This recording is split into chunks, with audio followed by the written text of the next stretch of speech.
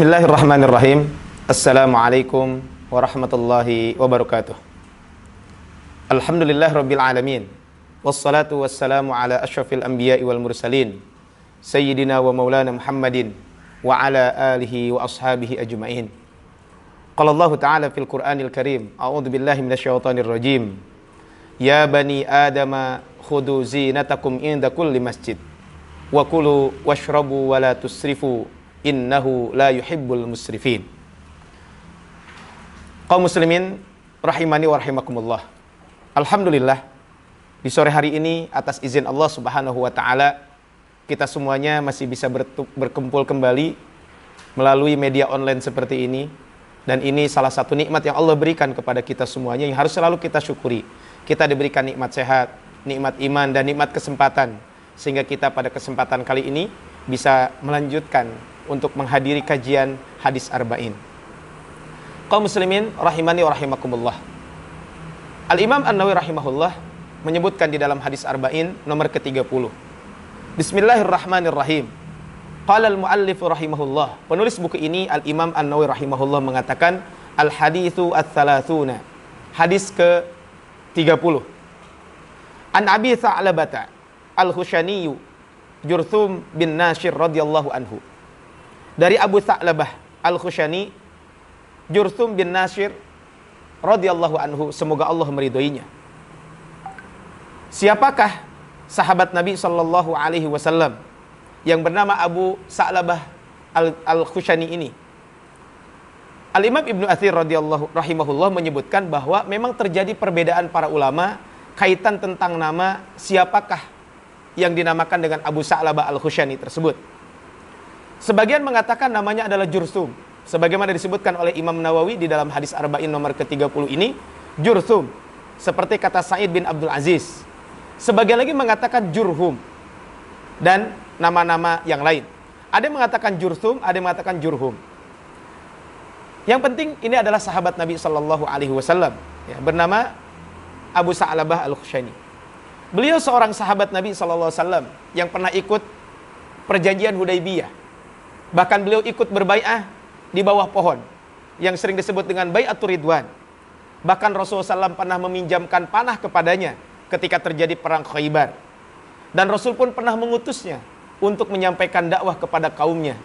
Dan atas berkat dakwah beliau, maka kaumnya masuk Islam, dan beliau wafat di masa pemerintahan Muawiyah di tahun 75 Hijriah.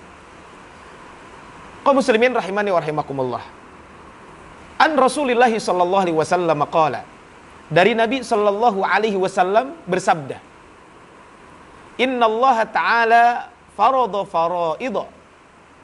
Sesungguhnya Allah Subhanahu wa taala mewajibkan berbagai macam kewajiban. Di sini diungkapkan farada bermakna aujaba au alzama. Yang dimaksud dengan farada itu adalah mewajibkan atau menetapkan. Sedangkan yang disebut dengan al-faraid adalah ma faradallahu ala ibadih.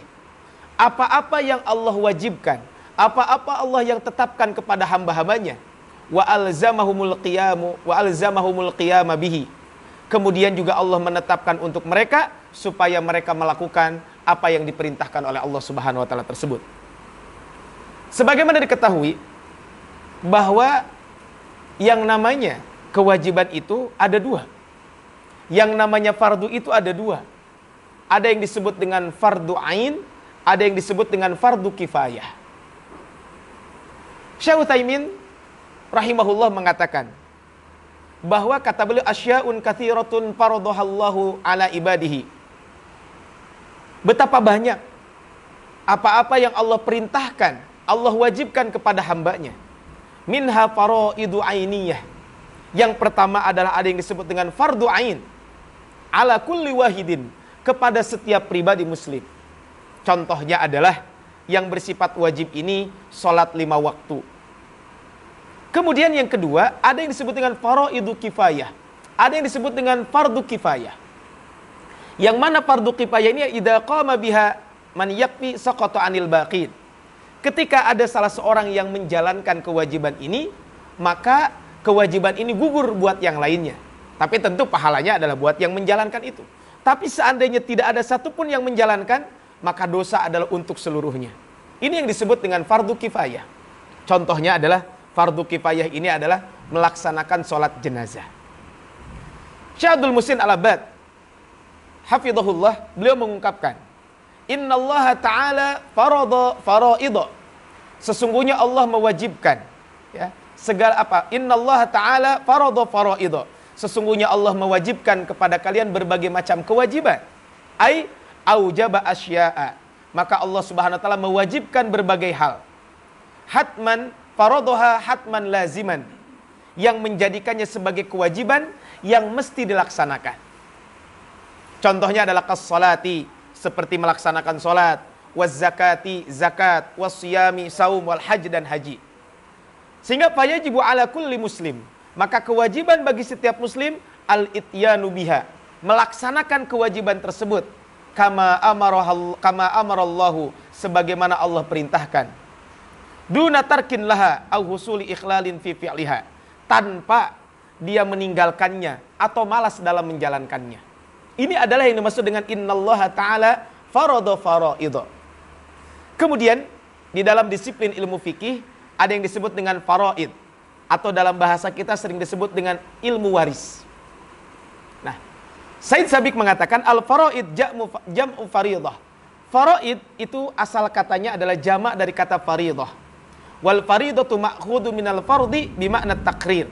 Sedangkan al-fariidah diambil dari kata al-fardu yang maknanya adalah at-takrir, persetujuan, ketetapan atau ketentuan. Ikhwani wa akhwati yang dimuliakan Allah Subhanahu wa taala. Sehingga Allah Subhanahu wa taala berfirman, "Fanisfu ma faradtum." Nah, ini yang disebutkan bahwa maka bayarlah 1/2 dari mahar yang telah kamu tentukan. Ini disebut dengan fariidah dari kata al-fard. Sedangkan menurut syariat adalah yang dimaksud dengan al-faraid yang disebutkan di sini adalah disiplin ilmu dalam ilmu fikih, maka an-nasibul muqaddar lil waris. Yaitu definisi secara syariat itu adalah bagian yang telah ditentukan untuk diwariskan. Dan sekarang dinamakan dengan ilmul miras atau ilmul faraid. Tapi yang dimaksudkan dengan hadis ini bukan faraid dalam definisi ilmu tersebut. Tapi faraid di sini adalah kewajiban-kewajiban. Maka kata Allah, fala tudayyi'uha. Maka kewajiban-kewajiban yang telah diperintahkan tersebut janganlah kalian meremehkannya. Ya, ini jangan kalian meninggalkan. Jangan juga kalian menggampangkan dan jangan juga kalian mengacuhkannya. Syekh Ismail bin Muhammad Al-Ansari beliau mengatakan, "Fala tudayyi'uha." Janganlah kalian meremehkan bitarki awit tahawuni fiha hatta yakhruja waqtuha. Bal qumu biha kama farada 'alaikum. Jangan meremehkan maksudnya dengan meninggalkannya atau menggampangkannya sampai keluar waktunya. Tetapi hendaknya kalian laksanakan sebagaimana diwajibkan atas kalian. Contoh ibadah salat. Maka inna sholata kanat alal mu'minina kitaban mauquta. Ada waktu yang sudah ditentukan. Tidak boleh kita melewati waktu tersebut. Ibadah Ramadan yang kita lakukan, ada kewajiban-kewajibannya. Sehingga bagi orang yang ada uzur, tidak bisa menjalankan ibadah Ramadan, maka boleh buat dia untuk berbuka. Tetapi dia harus diqadha di masa-masa yang akan datang. Dan ini pun tentu ada waktu-waktunya. Maka fala tudayyi'uha, jangan meninggalkan dan juga janganlah kita semuanya menggampangkan, akhirnya waktunya habis untuk menjalankan hal tersebut. Al-Imam Ali Al-Qari beliau mengatakan, "Fala tudayyi'uha bitarkiha ra'san au bitarki syurutiha wa arkaniha au bisum'ati war riya au bil ujubi wal ghurur." Janganlah meremehkan, maksudnya dengan meninggalkannya pada yang pokok-pokoknya, atau meninggalkan syarat-syarat sahnya, atau meninggalkan rukun-rukunnya, atau dia melaksanakan tapi dilaksanakan dengan ujub, dengan riya, dengan sum'ah, kemudian juga dengan ghurur. Ini pun tidak dibolehkan. Itu termasuk fala tudayyi'uha. Jadi kalau yang dimaksud dengan tudayyi'uha, di samping meremehkan itu adalah tidak melaksanakan, termasuk juga adalah fala tudayyi'uha, jangan sampai kita melaksanakan perintah itu dengan bermaksud mendapatkan pujian atau supaya juga dipuji dalam pelaksanaannya walaupun itu tidak berkualitas. Malah fala tudayyi'uha. Kemudian berikutnya kata Rasulullah, wa hadda hududan, dan Allah telah menetapkan batasan-batasannya. Yaitu Allah Subhanahu wa taala telah menetapkan untuk hamba-hambanya aturan-aturannya yang jelas dan terang benderang. Dan itu dijelaskan oleh Nabi sallallahu alaihi wasallam. Makanya Allah Subhanahu wa taala berfirman dalam surat Al-Maidah ayat 48, "Fahkum bainahum bima anzalallah." Maka putuskanlah perkara mereka menurut apa yang Allah turunkan. Wala tattabi ahwaahum, dan janganlah kamu mengikuti hawa nafsu mereka. Amma ja'aka minal haqqi, dari apa-apa, ya, dengan meninggalkan kebenaran yang telah datang kepadamu. Likullin ja'alna minkum syir'atan wa minhaja. Kata Allah Subhanahu wa taala, dan kami telah menjadikan kepada setiap umat adalah aturan dan jalan yang terang. Di dalam tafsir Al-Muyassar mengatakan, faqad ja'alna likulli ummatin syariah. Kami telah menjadikan bagi setiap umat itu aturan masing-masing. Wa tariqatin wadihatin ya'maluna biha. Kemudian juga jalan yang terang yang dengannya mereka bisa mengamalkan. Jadi wahadda hududan, maksudnya adalah yang diizinkan untuk kita lakukan adalah perbuatan-perbuatan wajib, sunnah, mubah. Selain ghairu ma'zun, selainnya adalah ghairu ma'zun. Itu tidak diizinkan. Maka wahadda hududan maksudnya adalah sejumlah perkara yang Allah izinkan untuk melakukannya. Baik itu yang sifatnya wajib, sifatnya sunnah, termasuk yang dibolehkan. Ini wahadda hududan. Kata Allah, fala ta'taduha. Maka janganlah kalian melampauinya. Ibadah saum yang dilakukan, kata Allah, tilka hududullahi fala taqrabuha. Itulah batasan-batasan Allah. Janganlah kalian mendekati batasan-batasan tersebut. Ayat waris kata Allah, tilka hududullah. Itulah batasan-batasan Allah. Artinya bahwa sesuatu hal yang diizinkan oleh Allah, baik sifatnya wajib, sunnah, ataupun mubah. Maka fala ta'taduha, jangan melampaui. Maksudnya janganlah kalian melanggarnya dengan melewati batasan-batasan tersebut. Salat 5 waktu, zakat, puasa Ramadan, haji, semuanya adalah hudud. Itu batasan-batasan yang tidak boleh dilanggar. Baik dari sisi waktu pelaksanaannya, atau dari rincian tata caranya. Begitu juga berbagai macam ibadah yang lain, yang mana kita dilarang untuk melanggarnya. Dan ini merupakan perbuatan dosa dan haram jika kita melanggar aturan-aturan Allah Subhanahu wa taala. Maka kata Syekh Abdul Muhsin Al-Abbad, hafizahullah, beliau mengatakan bahwa Allah telah mensyariatkan berbagai macam perkara baik yang memang sifatnya wajib, ada yang sifatnya sunnah, ada yang sifatnya boleh. Maka jangan melewati batasan-batasan tersebut yang membuatnya terjatuh pada perkara yang diharamkan. Hal seperti ini masalah warisan, contohnya yang telah Allah Ta'ala terangkan di dalam Al-Quran, maka sudah ada ketentuan-ketentuannya. Kalau kita makan dan minum, itu pun ada ketentuannya. Wakulu washrobu, makan minum itu boleh. Tapi kata Allah, wakulu washrobu wala tusrifu, jangan berlebih-lebihan. Ada batasan-batasannya. Ini adalah kalau kita berbicara tentang wahadda hududan fala ta'taduha. Berikutnya kata Rasul, wa harrama asya'a. Dan Allah telah mengharamkan berbagai hal. Yaitu Allah telah membuat berbagai macam larangan yang bersifat haram untuk dilaksanakan. Inilah bagian yang tidak diizinkan. Maka wahadda hududan, ini bagian yang diizinkan. Sedangkan ini adalah wa harrama asya'a, sesuatu yang diharamkan dan ini tidak diizinkan. Contoh, memakan harta dengan cara yang batil. Judi, melalui riba, korupsi, merampok dan lain sebagainya. Membunuh jiwa yang memang tidak boleh untuk dibunuh. Mencela dan memperolok-olok sesama kaum muslimin. Maka ini termasuk wa harrama asya'a. Dan masih banyak lain kaitan dengan ini. Anas bin Malik radhiyallahu anhu, beliau berkata, su'ilan Nabi SAW anil kabair. Rasul pernah ditanya tentang dosa besar. Ini artinya wa harrama asya'a, sesuatu yang tidak diizinkan oleh Allah Subhanahu wa taala. Apa saja dosa besar itu kata Rasulullah SAW? Yang pertama adalah al-isyraku billah, yaitu menyekutukan Allah Subhanahu wa taala. Ini larangan. Menyekutukan Allah Subhanahu wa taala. Dan ini termasuk dosa besar. Kemudian wa uququl walidaini, yaitu dengan durhaka kepada kedua orang tua. Allah memerintahkan kita untuk berbuat baik kepada orang tua. Bahkan seandainya orang tua non muslim saja, kita tetap berbuat baik, tapi yang dilarang adalah taat kepada mereka. karena melanggar aturan Allah Subhanahu wa taala. Bahkan Asma binti Abi Bakar pernah satu hari datang kepada Nabi karena ibunya datang, dan ketika itu ibunya adalah masih sebagai golongan non-muslim. Maka kata Asma, "Ya Rasulullah, apakah saya harus menemui ibu saya?" Maka Rasul memerintahkan untuk tetap berbuat baik kepada ibunya tersebut, walaupun ibunya adalah seorang non-muslim. Kemudian wa qatlun nafsi, kemudian berikutnya adalah membunuh, wa syahadatuz zur, dan kesaksian palsu.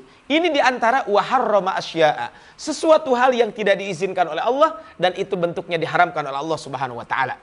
Dalam hadis lain Rasul mengatakan, "Inna min akbaril kabair an yal'ana ar-rajul walidayhi."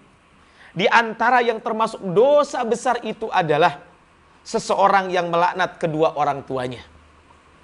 Qila ya Rasulullah, dikatakan wahai Rasulullah, wa kaifa yal'anu ar-rajul walidayhi? Rasulullah SAW, bagaimana seseorang melaknat kedua orang tuanya? Qala, beliau berkata, yasubbur rajul abar rajul. Maka seseorang yang mencela ayah orang lain, lalu orang tersebut apa? Fayasubbu abahu wa yasubbu ummah. Jadi ada orang mencela ayah orang lain, kemudian orang tersebut membalas dengan mencela ayahnya. Maka ini adalah termasuk al-kabair, dosa besar. Wa harrama asya'a, dan Allah telah mengharamkan sesuatu.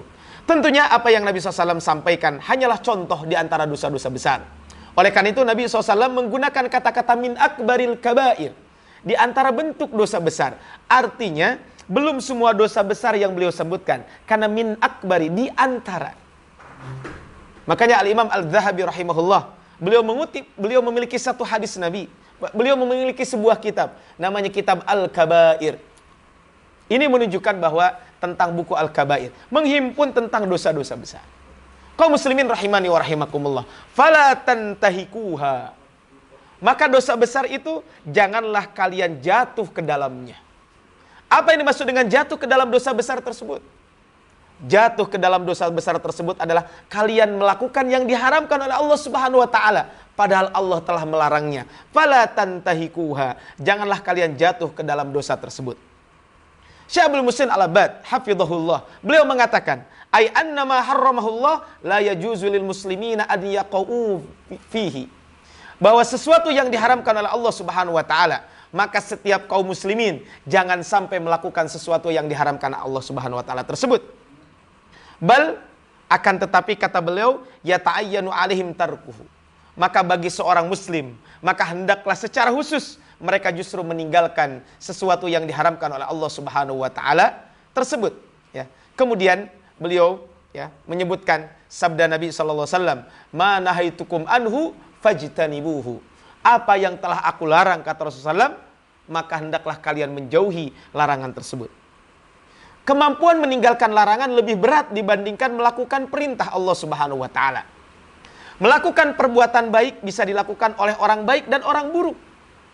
Tetapi meninggalkan perbuatan jahat, maka ini hanya bisa dilakukan oleh orang-orang baik. Makanya sekali lagi adalah meninggalkan perbuatan buruk itu lebih sulit dibanding melakukan kebaikan. Karena melakukan kebaikan siapapun bisa melakukan. Orang bisa sholat, orang bisa saum, orang bisa zakat dan lain sebagainya, walaupun dia orang tidak baik.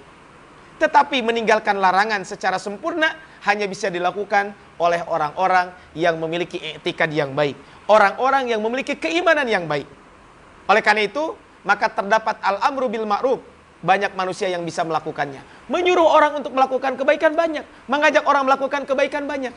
Tetapi ketika orang tersebut meninggalkan yang mungkar untuk mencegah yang mungkar, maka banyak manusia yang tidak berani melakukannya karena memang resikonya besar.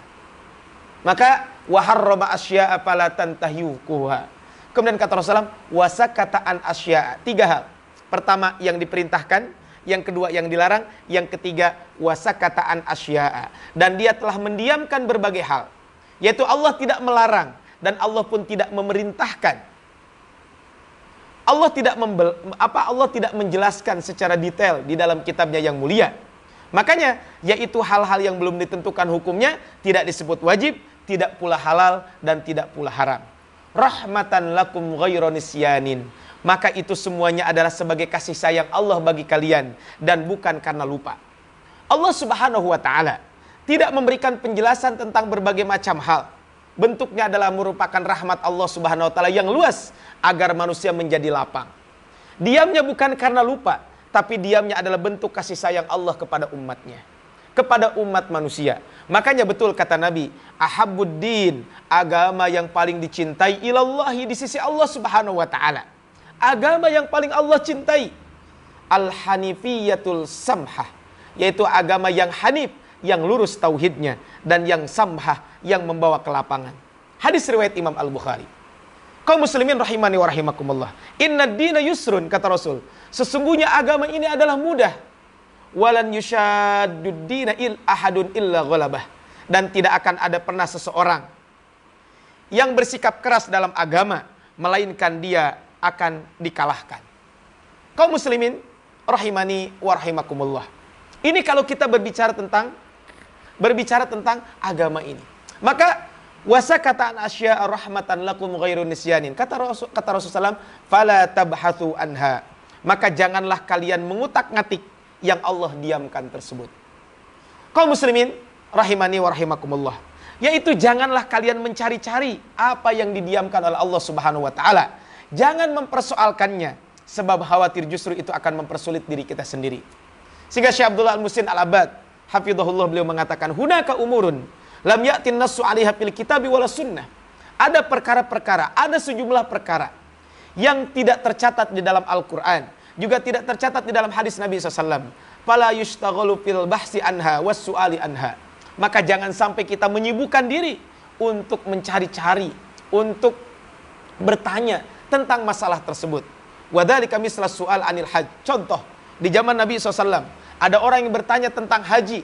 Apakah setiap tahun ya Rasulullah diwajibkan melaksanakan ibadah haji tersebut? Ternyata apa? Ternyata kata Rasul, daruni ma taraktukum. Kata Rasulullah SAW, tinggalkan buat kalian. Apa? Yang akut apa? Daruni ma taraktukum. Maka Rasul bersabda, tinggalkan saya, meninggalkan apa yang ditinggalkan buat kalian. Fa innama ahlaka man kana qablakum. Sesungguhnya kebinasaan umat-umat sebelum kalian itu adalah kasratu masailihim. Mereka banyak bertanya tentang masalah-masalahnya. Waqtilafuhum ala anbiyaihim. Dan mereka banyak menyelisihi para nabi mereka.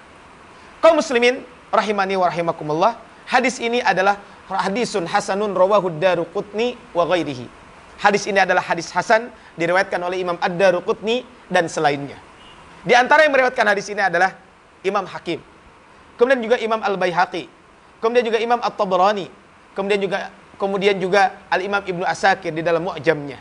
Maka Imam Nawawi mengatakan hadis ini hasan di dalam berbagai kitabnya. Di antaranya hadis Arba'in yang sekarang kita bahas. Kemudian Riyadhus Shalihin. Kemudian termasuk juga dalam kitab beliau Al-Adhkar. Beliau mengatakan hadis ini adalah termasuk hadis yang hasan. Ya. Sebagaimana dikutip juga oleh Al-Imam Ibnu Rajab Al-Hambali di dalam kitabnya Jami'ul Ulum wal Hikam. Kaum muslimin rahimani wa rahimakumullah. Dari hadis yang barusan kita bahas, hadis Arba'in nomor ke-30, ada beberapa pelajaran penting yang bisa kita ambil dari hadis tersebut. Yang pertama, para ulama kita menyebutkan hadis ini hadis yang sangat penting karena di dalamnya terkandung beberapa macam jenis hukum-hukum Allah Subhanahu wa taala. Syekh Atiyah bin Muhammad Salim rahimahullah mengatakan, hadal hadis yu'tabaruhu ulamaul hadis min ajma'il hadis li ahkami syariah. Hadis ini kata beliau, menurut para ulama hadis telah menghimpun hadis-hadis tentang hukum-hukum syariat. Kenapa? Karena kalau kita lihat lianna Rasulullah sallallahu alaihi wasallam, karena Rasul sallallahu alaihi wasallam qassama ahkam syariah.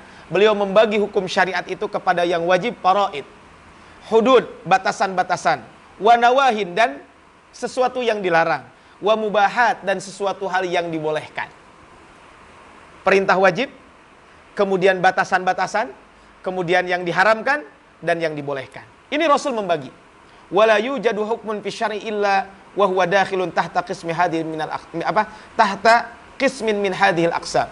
Maka tidak ada hukum dalam syariat pun kecuali semuanya adalah masuk ke dalam ke dalam 4 hal ini.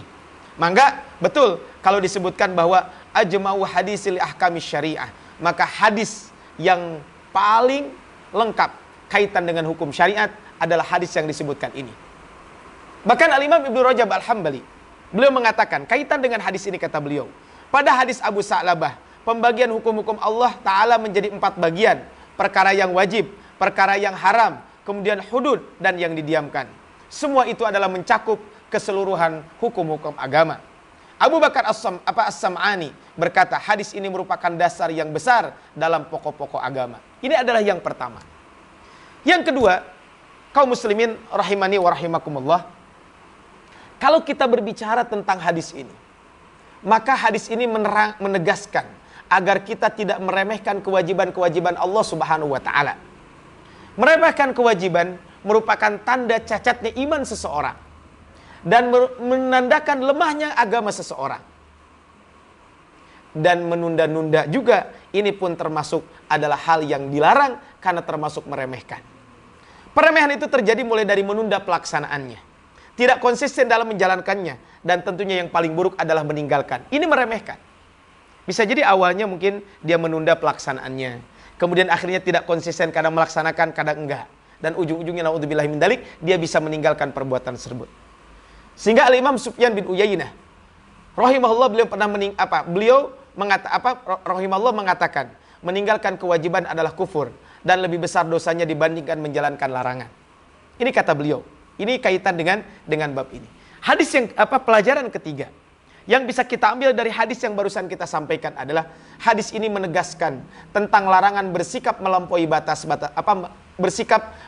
batasan-batasan yang telah Allah tetapkan. Sebagai contoh, Allah mewajibkan jihad. Tetapi dalam jihad ada aturan mainnya bagaimana cara berjihad. Wa qatilu fi sabilillahi alladhina yuqatilunakum wa la ta'tadu. Dan berperanglah kalian di jalan Allah, ya. Dan perangilah di jalan Allah orang-orang yang memerangi kalian. Tetapi janganlah kalian melampaui batas. Artinya ada batasan-batasannya.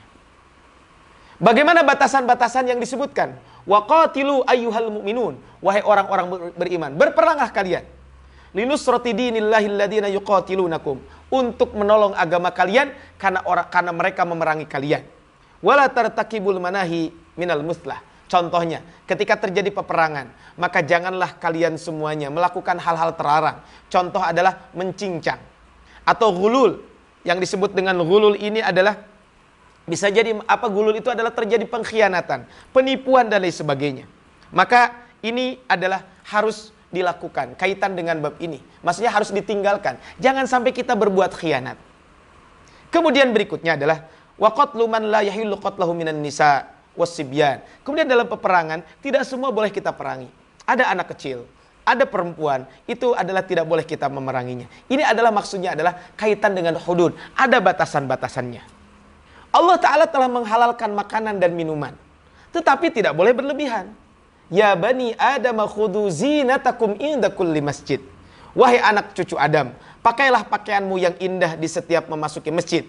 Maka kata Allah, wa kulu washrabu, maka makan dan minumlah, wala tusrifu, dan janganlah kalian berlebih-lebihan dalam memakan tersebut. Innahu la yuhibbul musrifin.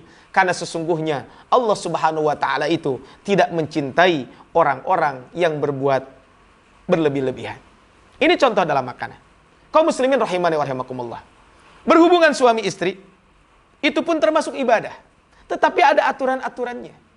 Kata Allah Subhanahu wa taala dalam Al-Qur'an, "Wa yas'alunaka 'anil mahid." Mereka bertanya kepada engkau wahai Muhammad tentang hukum wanita haid. Qul huwa adzan. Katakanlah haid itu suatu kotoran. Fa'tazilun nisaa fil mahid. Oleh sebab itu, hendaklah kamu menjauhi diri dari wanita di waktu wanita itu haid. Maksudnya adalah kalau kita lihat, jangan sampai kita mendekati wanita dalam konteks ini istri kita dengan melakukan hubungan suami istri. Ya.